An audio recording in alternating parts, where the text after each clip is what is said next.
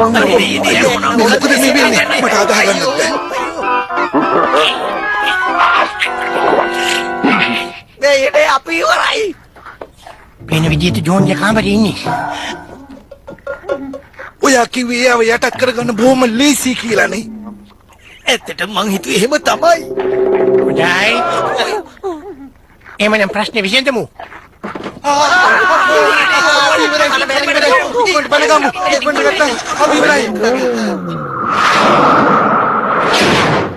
මම දන්නේ මොකද උනේ කියලා. හැබැයි ඒගොල්ලෝ මට බය වුණා. එච්චරයි.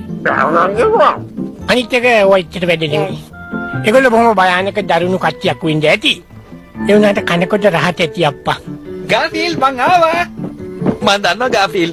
ඔයාට කඩෙන් බඩු ගෙනල්ලා හදලා දෙනකන් ඉවසන් ඉන්න බෑ කියලා. ඒ නිසා ස්පෙෂල් එකක් ගෙනාවා. අනේ ඔක මට පෙන්වන්න එපා. ඔක නම් පෙන්වන්න එපා. මම යනවා. මාව වේදකනියෝ. අයියෝ. මොකක්? එයා කැමති උඩ මං හදලා ලස්සන කන්න විතරද?